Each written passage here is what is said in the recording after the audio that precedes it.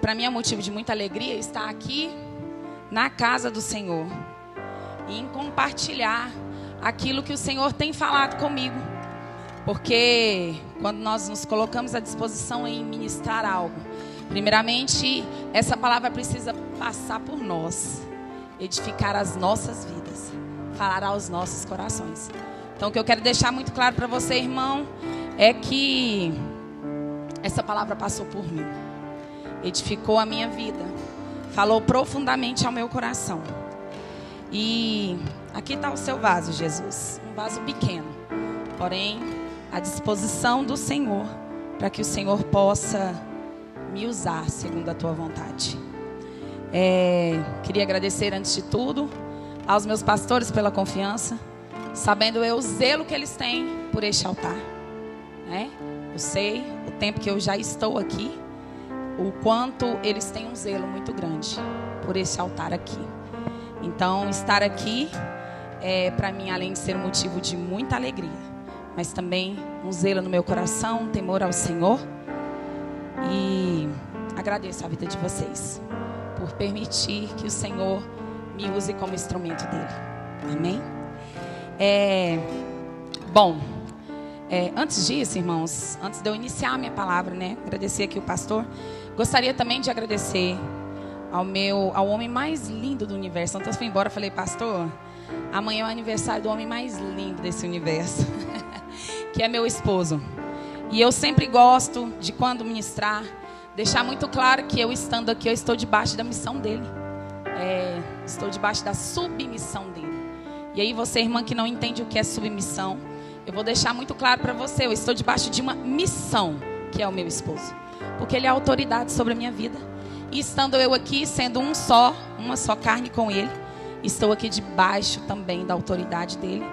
E eu sei que todas as vezes que eu venho ministrar e algo que eu vou fazer ao Senhor, eu sempre falo para ele, amor, estou ok. Peço para que ele ore por mim, passe e reviso tudo isso aqui com ele. Então ele é um instrumento de Deus também na minha vida. Eu te amo, amor. E obrigada por sempre apoiar o meu ministério. Amém? Agora sim, vamos lá para o ministério da palavra. E hoje eu vou falar para você o tema. Eu queria que você repetisse comigo este tema. Diz assim: o não de Deus gera vida com um propósito. Vamos falar de novo? O não de Deus gera vida com um propósito.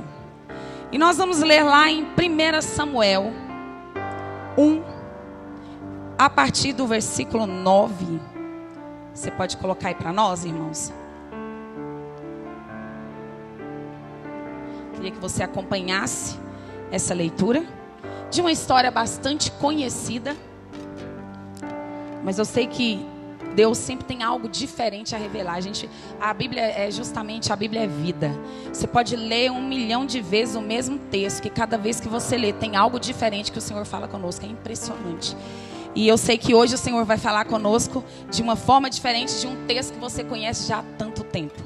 Vamos lá? O título é Ana ora pedindo um filho. Certa vez, depois de comerem e beberem em Siló, Ana se levantou. O sacerdote Eli estava sentado ao lado da entrada do templo do Senhor. Ana estava muito angustiada e chorava sem parar enquanto orava ao Senhor. Então fez o seguinte voto: ó Senhor dos exércitos, se olhares com atenção para o sofrimento de tua serva, se responderes à minha oração e me deres um filho, eu o dedicarei para sempre ao Senhor, e o cabelo dele nunca será cortado. Enquanto ela fazia sua oração ao Senhor, Eli a observava.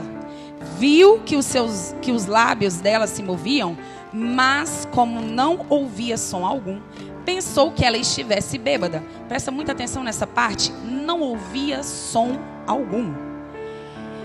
Ana respondeu: meu senhor, eu não bebi vinho e nem outra coisa mais forte. Eu estava derramando o meu coração diante do Senhor, pois sou uma mulher profundamente triste. Aqui nessa tradução está dizendo, volta aí para mim, por favor. Sou uma mulher tomada pela amargura. Também gostaria que você guardasse essa palavra. Não pense que sou uma mulher sem caráter. Estava apenas orando por causa da minha grande angústia e aflição. Neste caso, vá em paz, disse Eli. Que o Deus de Israel lhe conceda o que você pediu. Muito obrigado, exclamou ela. Então Ana voltou e começou a se alimentar novamente. E o seu rosto já não estava triste e desesperada, como diz aqui. Amém. Essa não é apenas a história de Ana, uma mulher cujo vocês sabem que não tinha, muitos pensam que Ana tinha um problema para engravidar. Não tinha, irmão. Ela não tinha nenhum problema para engravidar. Mas ela não tinha um filho. Não era a medicina que dizia: Ana, você não pode ter um filho. Não era este o caso. Ou até mesmo: Ana, você não pode ter um filho por conta que o teu marido tem algo. Não. Até porque Eucana, outra esposa do seu marido, tinha e gerava vários filhos. Essa história é uma introdução profética à nova estação espiritual de Israel. Um tempo de transição de uma teocracia para uma monarquia. Mas, acima de tudo, um tempo de escassez espiritual, em que Deus não falava mais com o seu povo. Então, este era o contexto aonde Ana estava inserida naquela época, né? Deus já não falava mais com o povo de Israel. Deus não se revelava mais, até que ele decidiu levantar alguém. E aqui é onde a história de Ana entra. O contexto espiritual de Israel: havia um templo, havia sacerdotes, havia rituais, mas faltava o principal: a presença de Deus. Só para você entender, havia a igreja, havia as cadeiras, havia o ritual do culto, havia o sacerdote, mas faltava o principal, que era o quê? Era o quê, igreja? A presença de Deus. E é isso que não nos pode faltar. A presença de Deus é algo que não pode, jamais, de forma alguma, faltar na vida do cristão. Vamos lá. A dor de Ana. Ana vivia um tempo de vergonha social e humilhação, porque nós vamos lembrar que naquele contexto, uma das principais funções da mulher era o quê? Era gerar filhos. Era a cultura daquela época. Ter filhos era algo que trazia não só a alegria muito grande à mulher, mas era algo em qual toda a sociedade esperava que a mulher, quando casasse, tivesse filhos. Então, vocês concordam comigo que ali já havia uma vergonha social e uma humilhação, porque seu esposo a amava, mas ela, naquele momento, a sua madre estava cerrada. Penina, sua rival, a provocava constantemente, apesar que mesmo que Penina não a provocasse constantemente, Ana, ao ver Penina gerando, sendo ela também mulher, esposa, a espera estava de gerar um filho. Mesmo que ela não fosse cutucada por Penina, existia aquela dor, porque eu não gero, e eu quero saber o motivo de eu não gerar. Existia uma tristeza que aquela mulher carregava, porque ela não gerava. Essa era então a dor de Ana. Porém, mesmo com essa dor, mesmo diante dessa circunstância, Ana preservava o culto ao Senhor. Como assim? Todos os anos, diante da festa, quando tinha-se que subir, tinha que subir ao altar, Ana, mesmo sentindo dor, mesmo ferida por não ter um filho, mesmo sendo cutucada, sendo provocada, ela não desistia de estar aonde ela sabia que ela tinha que estar, que era na casa de Deus. Escuta bem isso que eu estou te falando, irmão. Mesmo sentindo a dor, mesmo estando levando um não de Deus, porque aqui é onde eu quero que você preste muita atenção. Como eu disse para vocês, o não foi do diabo. Não era o diabo que estava dizendo não, Ana, você não terá um filho. O não foi o acaso. Não foi dito a uma enfermidade. Não foi dito por um médico. Mas o não aqui, quem colocou foi Deus. Porque quando a palavra diz que Deus cerrou a sua madre. Então quem é que disse não aqui para Ana? Quem é? Foi Deus que disse não a Ana. E aí, isso nos coloca algo. Surge uma grande pergunta. O que a gente faz quando não vem de Deus? Qual é o nosso comportamento quando Deus não age como nós gostaríamos que Ele agisse? Quando Deus não age com as necessidades que nós acreditamos estar? Quando Deus não age segundo aquilo que eu penso que Ele deveria fazer ou agir? Qual é a sua posição quando Deus diz não a você? A sua posição é agir como uma criança, porque se você falar para uma criança, eu tenho uma criança de 2 anos de idade, e essa é a idade onde eles começam a entender melhor a palavra não. E quando eu digo não para Liz, automaticamente ela dá uma birra, ela se joga no chão, mas eu quero, e eu quero, ela emburra, porque ela é uma criança de 2 anos que ainda está passando do entendimento do que quer dizer a palavra não. Tá, mas ela é uma criança. Agora eu pergunto, qual é a sua posição quando o teu pai Deus diz não para você? Não vou para o culto, vou não, vou ficar aqui em casa. Já que Deus não me escuta, já que Deus não me ouve, já que Deus não está me enxergando, eu vou fazer o quê na igreja? Vou ficar na minha casa. Vou gastar o meu tempo para quê lá? Ele nem está me enxergando. As palavras nem comigo está falando. Eu vou fazer o quê na igreja? Vou ficar emburrado aqui em casa. É aqui que eu vou ficar. Mas hoje eu quero te dizer, Ana teve uma posição diferente. Há anos aquela mulher subia ouvindo o não de Deus, mas ela não deixava de estar no lugar aonde ela foi criada para estar, que era na casa e na presença de Deus. Era na presença de Deus. Era naquele lugar que ela tinha que estar, mesmo faltando aquilo que ela acha que era o que mais importante que ela tinha que ter.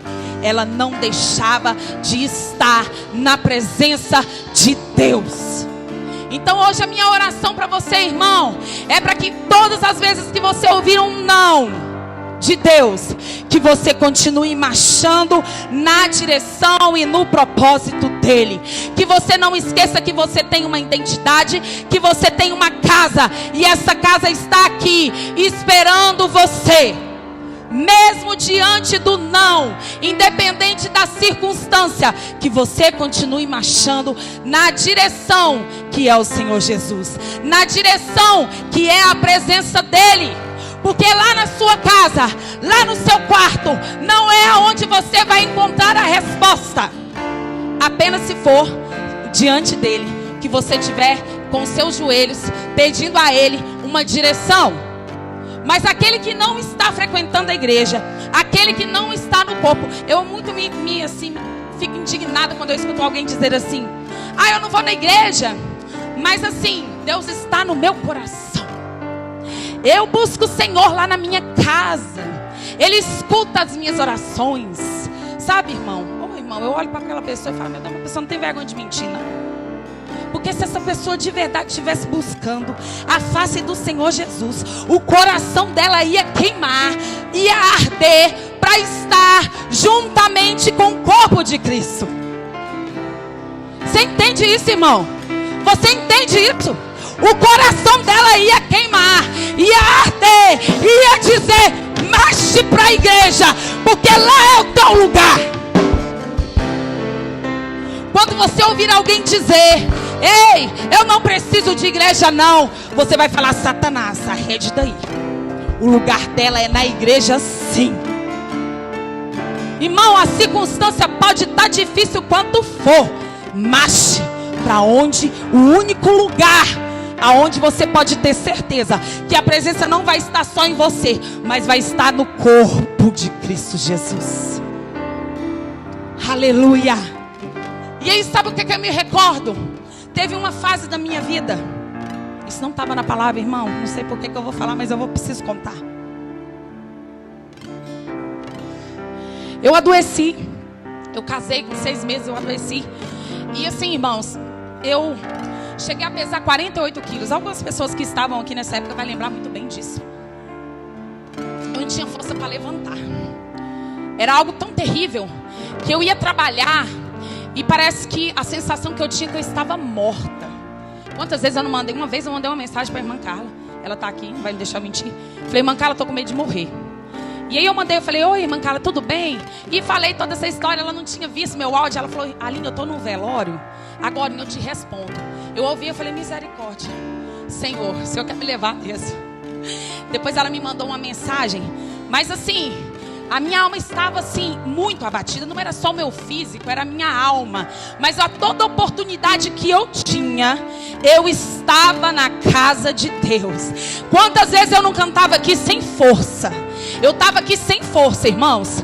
Mas um dia eu desci daqui. E foi quando eu desci daqui, Deus usou uma profeta dessa época que estava aqui nessa casa, juntamente com a irmã Carla. E Deus me mostrou o que é que estava acontecendo e por que eu estava daquele jeito. Outra vez eu estava no culto aqui, tanta fraqueza, a igreja tinha ido embora. Ficou eu, o pastor e a pastora. E aí ela disse: eu vou orar por você. E essa enfermidade, se for maligna, ela vai sair. Irmãos, ela estava sentada ali, nunca vou esquecer disso. Ela começou a orar por mim. Deus usou ela poderosamente. Eu cheguei a vomitar. Era um trabalho de macumbaria. Então eu vou falar uma coisa para você, irmão. Se eu não estivesse no corpo de Cristo, hoje eu não estava aqui para te contar isso. Eu não estava aqui para te contar isso, porque Deus usa o corpo de Cristo também para nos levantar, para nos sarar, para nos curar, para nos libertar.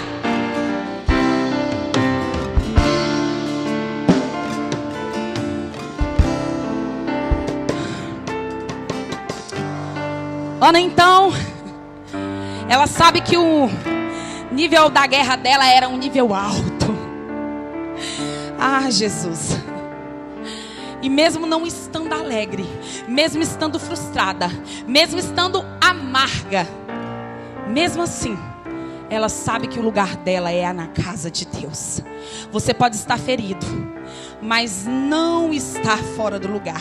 Continue indo para o altar.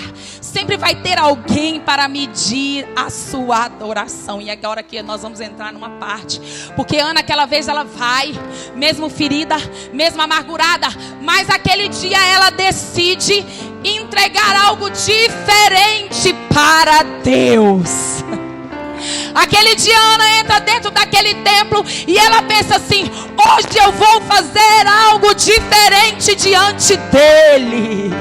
Se ele não está prestando atenção em mim, hoje ele vai prestar, porque hoje eu vou quebrar a minha alma diante dele. Hoje eu vou deixar no altar aquilo que está me doendo aqui dentro, a amargura que está dentro da minha alma, eu vou deixar diante dele. Aleluia, aleluia. Mas entenda, irmão, quando você estiver diante da presença de Deus, não se prive por conta de pessoas. Não se prive por conta de pessoas. Entrega aquilo que você precisa entregar diante de Deus. É daquele que quer a tua adoração, não é as pessoas. Não se preocupe o que vão dizer de você. Ah, Aline, mas se eu gritar vão falar de mim. Ah, se eu chorar vão falar de mim. Ah, se eu correr vão falar de mim. Ah, se eu pular vão falar de mim. Irmão, eu também já era muito assim. Sabe, eu ficava limitada. Quantas vezes eu estava até falando com a Carmona, ontem estava falando isso para mim. Ai, eu estava num momento e eu queria pular. E eu falei, irmã, por que você não pulou? Por que você não pulou? Se é para Jesus, pule. Se é para Jesus, cante. Se é para Jesus, grite. É você e Ele que sabe a guerra que você está lutando. É você e Ele. Rasgue a sua alma diante da presença de Jesus. Eles não sabem o nível da tua guerra, da tua esterilidade, da tua dor. Quem sabe é você. Então faz valer a tua entrada neste lugar. Porque entrega não é a quantidade de vezes que você vai numa igreja. Não é. Entrega é quando você chega dentro da casa de Deus e rasga a tua alma. Isso é entrega.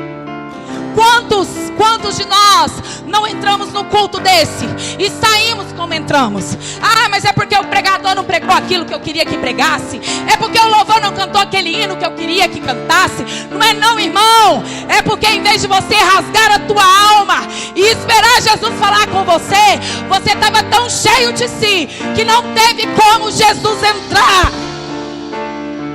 Essa é a verdade.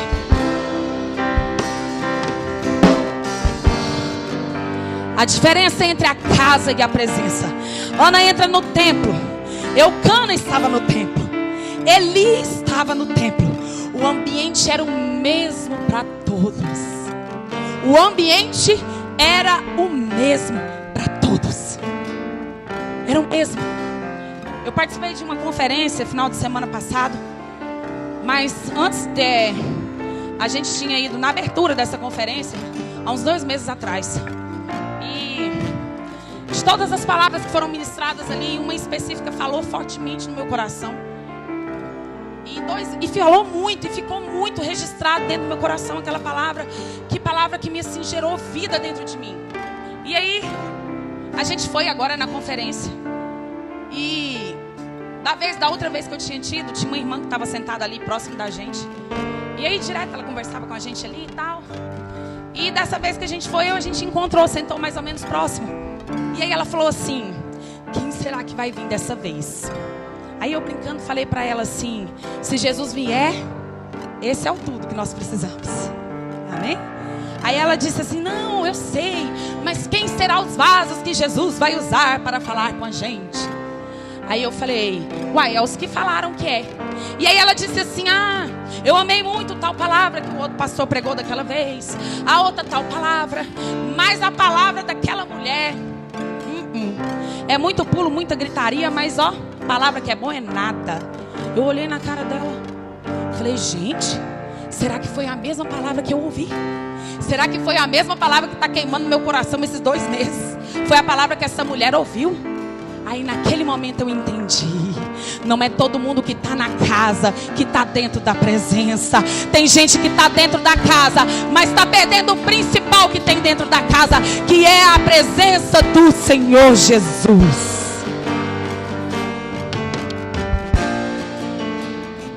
Estar na casa de Deus não é garantia de estar na presença de Deus. Tem gente que entra e sai do templo sem nunca tocar no céu.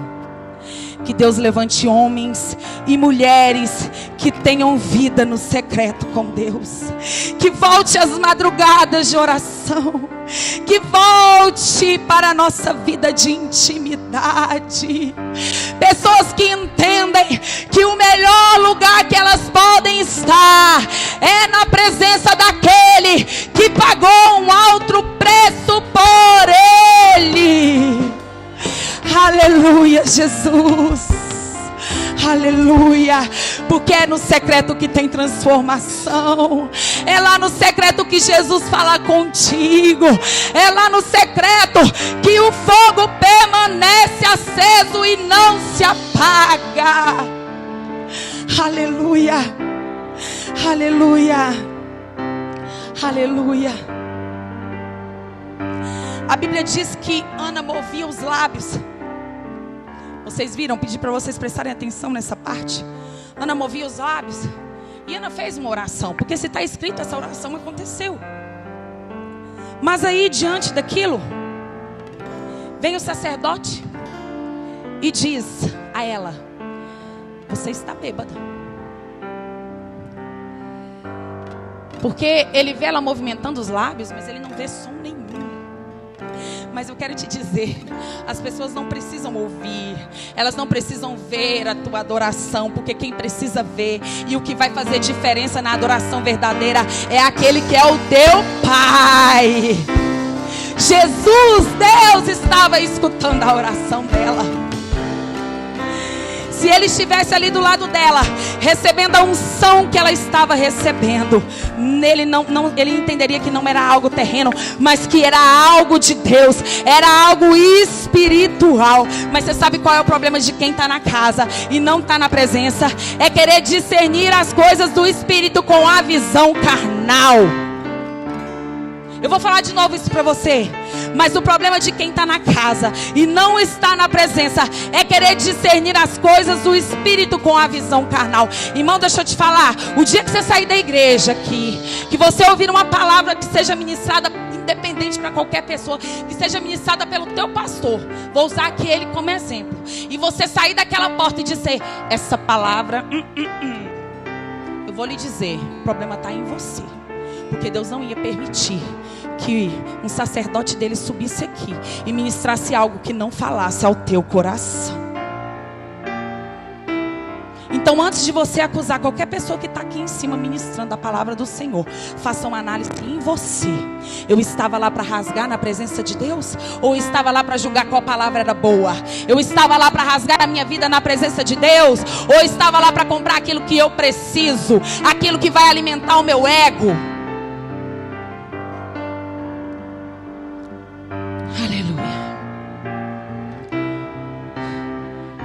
Hoje você não vai sair daqui como sempre foi. Ana, ela quebrou o protocolo, ela rompeu o ciclo. Quem quer o novo de Deus precisa romper com o costume velho. Eu vou falar novamente. Quem quer o novo de Deus precisa romper com o costume velho. Ela entendeu que não era sobre ela, mas que era sobre o reino. E quando ela orou, a oração dela abriu os céus. Aleluia. Ela parou de orar como vítima e começou a orar como cooperadora de um plano eterno. O céu não se move por ego, ele se move por propósito. Eu vou falar de novo. O céu não se move por ego, ele se move por propósito. Não é você, mas é ele em você. Não é o seu propósito, mas é o propósito dele em você. Deus não disse não para ferir, Deus disse não para alinhar. Deus não entrega destinos grandiosos a corações imaturos. E aí a gente vai voltar lá naquela parte. Eu queria que você colocasse aí para mim, por favor. Lá em 1 Samuel 1, versículo 15. Quando o sacerdote então ali faz a pergunta para ela, Ana replica com essas palavras: oh não, meu senhor, pelo contrário, eu sou uma mulher tomada pela o quê? Amargura. Eu vou te falar que muitas vezes eu li essa história de Ana e eu dizia: poxa Deus, aí o senhor foi muito ruim, né? Poxa, como que o senhor era tão simples, dar um filho para essa mulher? Por que o senhor esperou tanto para poder dar um filho para essa mulher? Pensei, não vou mentir. Várias e várias vezes eu pensei assim, dessa maneira. Mas aqui está a palavra-chave. Nesse momento aqui, quando aquela mulher decide verdadeiramente se entregar ao altar de Deus, Quando ela decide, Deus, eis-me aqui. Eu não estou aqui para acusar ninguém, quem está me ferindo. Eu estou aqui dizendo, Deus, está doendo aqui dentro. Aí você sabe o que acontece? É um espelho. Aí mostra para ela e presta muito bem atenção. Quando a palavra diz, ela é tomada pela amargura. É tomada pela amargura. Quer dizer que não é porque ela não tinha filho, mas sim que ela era uma mulher cheia de amargura. Não por não ter um filho, mas a história dela era marcada por uma amargura. Aí Ana entendeu qual era o problema da alma dela. Porque é isso que Jesus faz. Quando nós nos rasgamos diante dele, quando nós abrimos o nosso coração diante dele, é como se fosse um espelho que não vai mostrar o erro do outro, ou que o outro deixa de fazer, mas vai mostrar quem é você e o que ele vai fazer em você para te transformar. Você sabe qual é o problema de pessoas que não estão na presença de Deus? É porque elas não gastam tempo na presença de Deus. Aí você sabe, em vez de elas gastarem o tempo na presença de Deus, elas gastam o tempo dela julgando o outro, falando do outro, sendo juiz do outro. Mas se ela gastasse a vida dela diante do altar, o Senhor ia dar no coração dela um coração igual ao de Jesus, de olhar para o outro e amar o outro, um coração de compaixão e não de juiz. Aleluia, aleluia, aleluia. Agora você pensa comigo. Agora eu quero que você entenda por que é que Deus não tinha dado um filho a Ana. Lá no começo da palavra eu disse que não era apenas uma mulher simples, mas precisava acontecer algo. Deus é um Deus de propósito. O seu nascimento é um nascimento de propósito. Você não é um acaso. Ei, Deus tinha que transformar aquela mulher, porque no ventre daquela mulher ia nascer um profeta que ia trazer de volta a presença de Deus em Israel. Agora eu te faço uma pergunta: o que uma pessoa amarga faz com um filho? Você já pensou nisso? Se Ana gera aquele filho antes dela estar preparada para gerar aquele filho, você já pensou o estrago que ia causar em uma nação? O estrago que ia causar em um propósito de Deus? Se Ana gera aquele filho, não estando pronta para gerar aquele filho, o que esse filho ia ser? O que uma mãe ferida faz com o filho? O que uma mãe ferida faz com o filho, igreja? Ela fere. E o que um profeta ferido faz com uma geração? Você está entendendo? O que um profeta ferido faz com a geração? Ele destrói. O céu não responde quando o céu só responde quando a nossa alma se reposiciona segundo a vontade de Deus. Naquele momento, Ana entendeu que ela precisava ser curada daquela amargura, para que ela fosse viver o propósito que Deus tinha para ela. Eu não sei o que você hoje precisa entregar no altar do Senhor. Eu não sei aquilo que está prendendo você a não viver o propósito de Deus. Mas hoje eu quero te falar. Hoje você vai entregar no altar e você vai sair daqui diferente como você entrou. Você vai sair daqui sabendo que você tem um destino, sabendo que você tem um propósito nessa terra. Você não nasceu do acaso. Deus tem um propósito na sua vida e através dela. Você crê nisso, igreja? Você acredita nisso, igreja? Você não nasceu do acaso. Aleluia. Ela voltou com o mesmo marido, a mesma casa, a mesma rival, mas o semblante de Ana estava transformado. Ana tinha engravidado naquele momento. Deus colocou o neném dentro do ventre dela. Deus disse para Ana: eu vou lhe dar um filho? Disse, irmãos? Não. Mas algo mudou na vida daquela mulher. A partir do momento que ela rasgou a alma dela diante da presença do Senhor, ela não era mais a mesma. Ela não era mais a mesma. Porque é assim, quando Jesus chega. Tem uma frase que me marca muito: a graça do Senhor Jesus, ela nos encontra num lugar mais obscuro, mais baixo, mais profundo. Mas quando ela te encontra, ela não te deixa do jeito que você está. Ela te muda, ela te transforma, ela te faz de novo. Esse é o poder da graça de Jesus. Esse é o poder da graça dele em nós. Esse é o poder da graça dele em nós. Aleluia. O maior propósito que nós nascemos é para adorar ele, é para falar com ele, é para conversar com ele, é para ser amigo dele. E tem algo que tem rasgado no meu coração, igreja. Eu acho que a gente pensa assim: se eu pecar, muitas pessoas ainda acreditam, Deus não vai me amar. Se eu cair, ou se eu permanecer no erro, o Senhor não vai me deixar de amar. Mas você sabe qual é o mais triste? Que o pecado, ou quando nós não deixamos Deus trabalhar na nossa alma, o mais triste que Ele faz com a gente é tirar o propósito que Deus tem para nós nessa terra.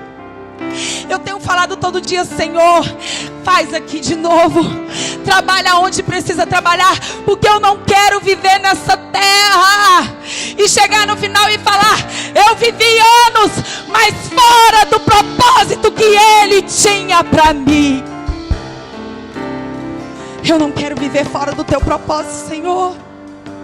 Eu não quero viver longe daquilo que o Senhor sonhou e planejou para a minha vida e através da minha vida.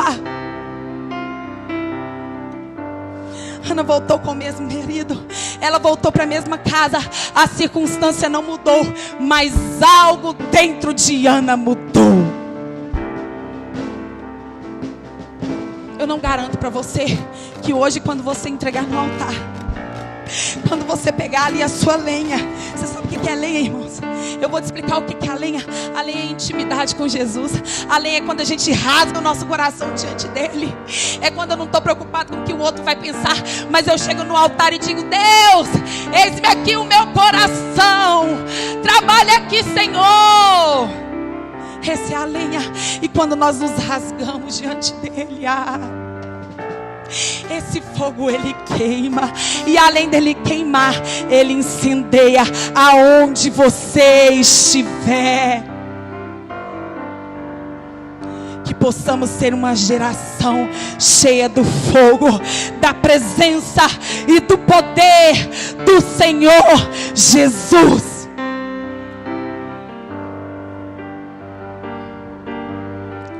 Aleluia. Não é sobre ter, é sobre ser. Você pode ter tudo, mas se não tiver a presença dele, você está vazia. A presença de Deus não só cura, ela reorganiza tudo que está bagunçado. Não é a casa que muda a sua vida, é a presença que muda a sua essência. Deus não te abandonou, Ele está te esperando no lugar secreto. Ana não foi chamada por um homem, ela foi atraída pela presença de Deus. Ela não precisou de palco, ela não precisou de um microfone, ela só precisou de um altar e um coração rasgado diante dele. E ele mudou o destino da história dela. Mudou o destino da história dela, mudou o destino de uma geração. Você vai mudar o destino de uma geração. Deus, eu queria ser como Paulo. Ei, Paulo já foi, já cumpriu a missão dele. Seja você o profeta essa geração precisa. No ano de 2025, 2026, 2027, seja você. Aleluia. Levanta suas mãos e fecha seus olhos. Nos próximos 6 meses, porque nós temos ainda 6 meses deste ano, Deus vai liberar projetos que nasceram no coração dele. Escreve o que eu estou te falando. Mas que serão gerados no seu ventre espiritual.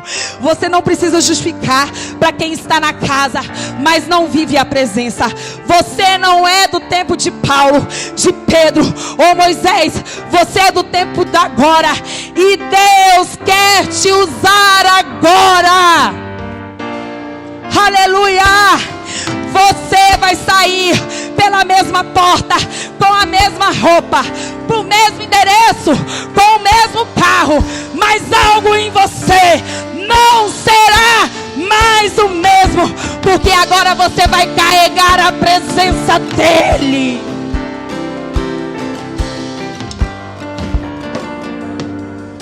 Queria que você colocasse de pé.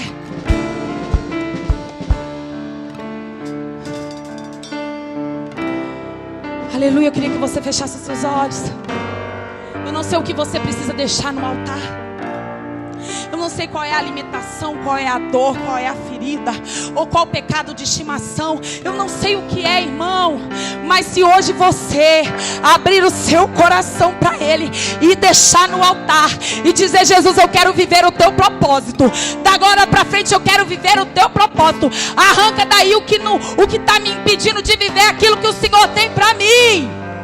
Eu queria que você escutasse essa música agora, que o João vai soltar ali, os meninos vão soltar para nós. Feche os seus olhos. E eu queria que você agora orasse ao Senhor. E que você clamasse. A presença dEle já está aqui, porque você carrega a presença dEle. A diferença de Ana, sabe o que é? É porque o Senhor falou o coração dEle hoje. O Senhor está dentro de você, irmão. Ei, Ele está dentro de você. Pode soltar. Aleluia. Você pode declarar hoje, essa noite: ei, Senhor, eu ainda tenho lenha, eu ainda tenho fogo, eu ainda tenho fome por Ti. Ei, Senhor, entra aqui dentro, Deus. Entra onde ninguém pode ver, mas o Senhor pode. Ei, Senhor, eu rasgo a minha alma diante de Ti agora. Senhor, eu não quero viver um só dia longe do propósito que o Senhor tem para mim. Não vale a pena, Senhor.